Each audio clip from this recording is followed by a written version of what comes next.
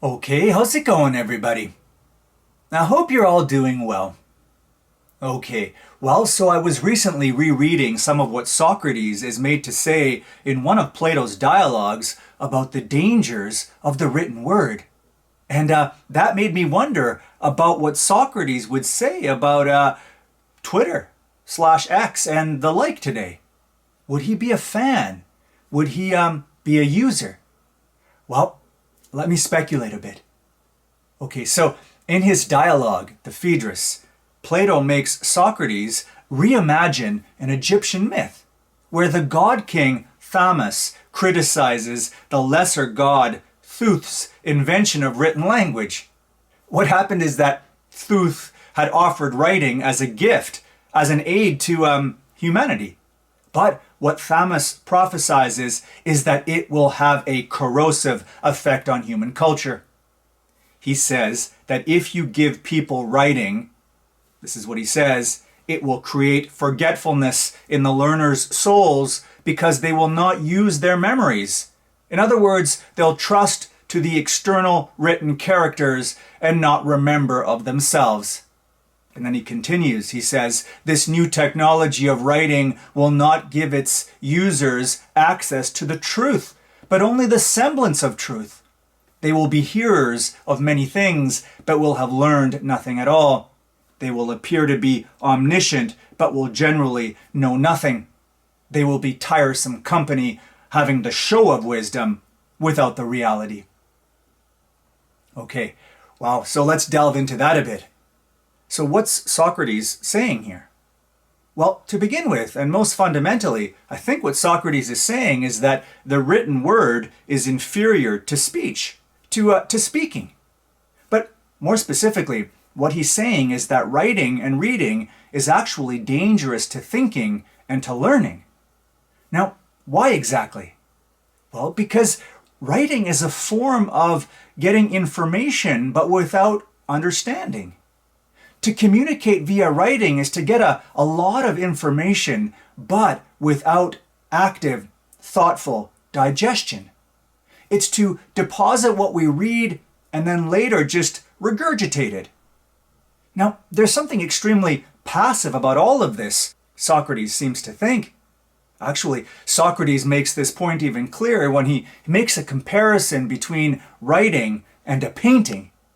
What he says is that a painting might look like a living being, but when you ask it questions, it never answers you back. Well, so it is with the written word too, says Socrates.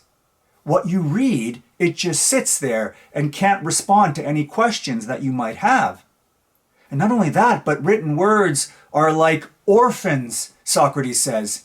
That's to say, there are no parents around to protect them. And so because of this, their meanings can be misunderstood and abused and manipulated by those who read them, all of which can be very dangerous, of course.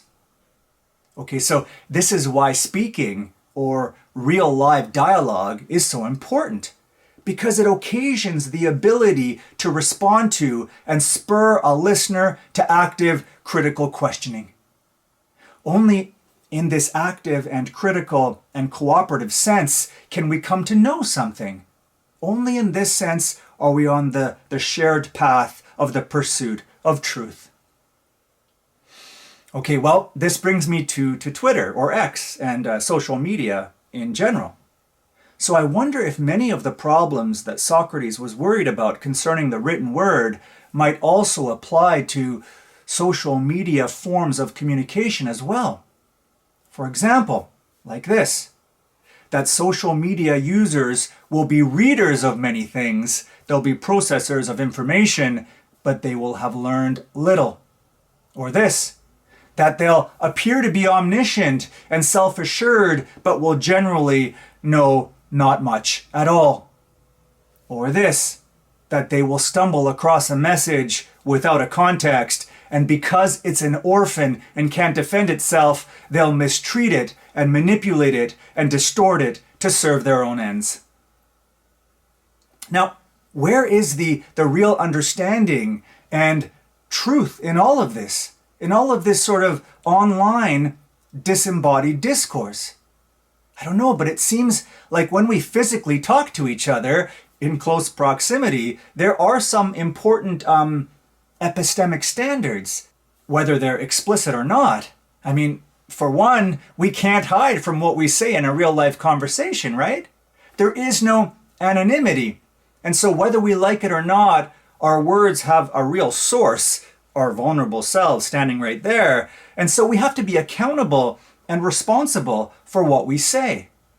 And not unrelated to this, there are all sorts of non-verbal cues that are essential to face-to-face conversations that help to keep things honest, so to speak.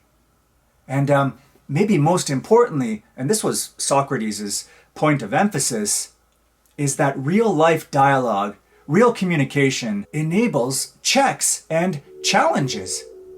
Not only can others challenge what we say, but we can go on to defend or expand on what we say because of this. This way we can make sure to leave no orphans to fend for themselves, orphans to be mistreated and manipulated by others because there's no one around to protect them and no context to be had to help make sense of them. You know, as you might predict, Socrates believed that intellectual life would suffer as a result of the shift away from oral dialogue. And to some extent, he was prescient here, no? I mean, of course, Socrates was talking about the Athenian world and context of his own time, but what he's made to say by Plato could also read like an unequivocal critique of the social media age that we live in. Where is the truth and the honest search for it in the midst of all the clutter and the garbage that is the media and digital landscape? In all of this, truth appears ineffable. Bye for now.